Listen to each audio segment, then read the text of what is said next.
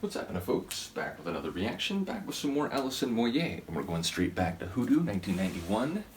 And I've always been amused by parenthetical titles because it seems like, is this part of the title less important, or is it secondary to this other part?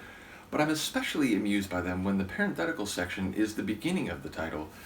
But the tune is, parenthetically, meeting with my, and parentheses, main man. So it sounds like someone who's very enthusiastic to go see someone they love, someone they, have been thinking about since the last time they were together, someone who, is the centerpiece of their emotional world. So it sounds like it's sweet. I don't know if that's what it'll be in practice, but let's listen. This is Alison Moyet. The track is Meeting with My Main Man from the 1991 album Hoodoo.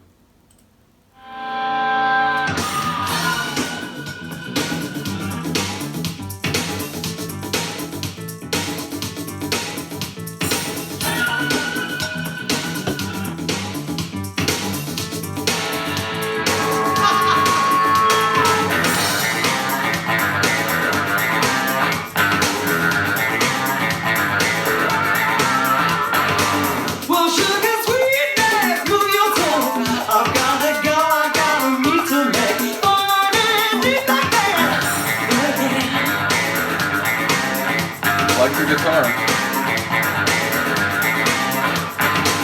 Back up your team, get back off. You'll swing behind, ain't got time to fool around. You know where now, take a try. Blues rock. Pick it up, pick it up, pick it up, pick it up, pick it up.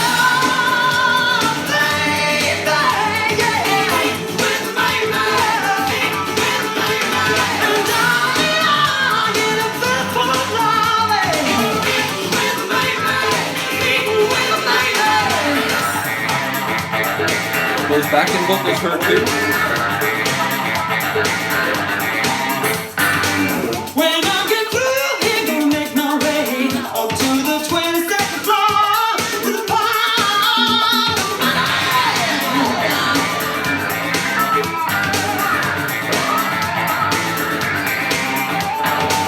I'll throw it all up for you back more. You'll be the first to know I call you.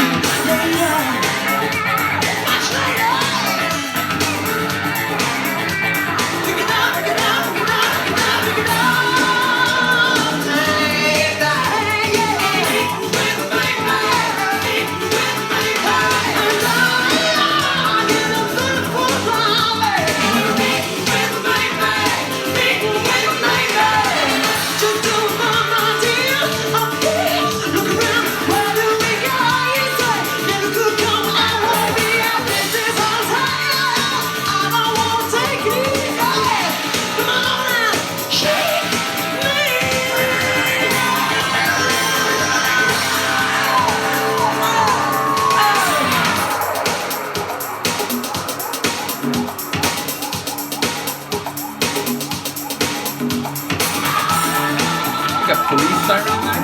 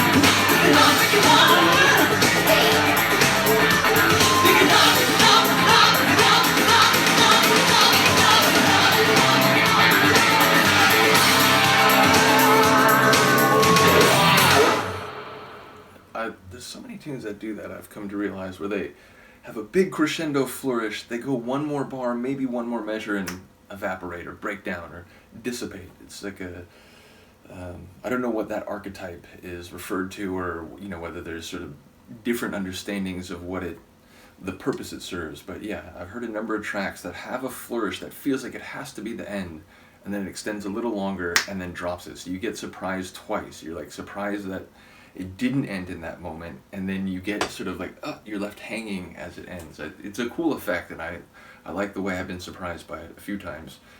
But yeah, the blues rock power of this one is, unparalleled. It felt like she was really feeling it. It felt like just the way she was singing the lines, the swagger of the sonics. It felt like a tune just, that's very, it knows what it is and what it's doing, and it has the right voice to do it. So it feels like she's in her wheelhouse here, which is funny because, after hearing Yazoo only, going back to my youth, and even not remembering the one album I had, never mind hearing the second one, what I've come to hear for many tunes since, and I know, there's people who have different opinions about whether Yazoo is like, her peak material, and whether there's more personal material later, and so on. And even, I'm now thinking about people talking the distinction between when an album is very personal to an artist, but maybe it doesn't sell well. So then it's still perhaps loved and well received among fans, but is not, it's seen as part of why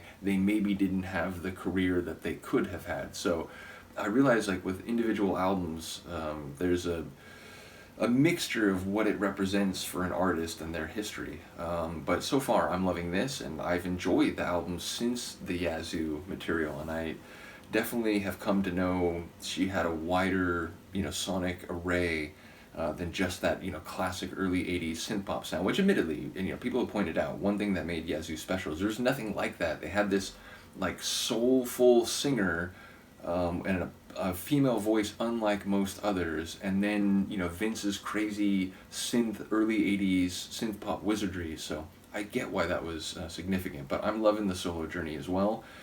And yeah, it sounds like basically what I was thinking in advance, but there were a couple moments where I heard like partial lines, and it felt like there's more to it than that. But it does feel like she's going towards someone that she is fond of. So I'll look forward to the comments on this one. Do let me know what you think. I will see you next time. Peace.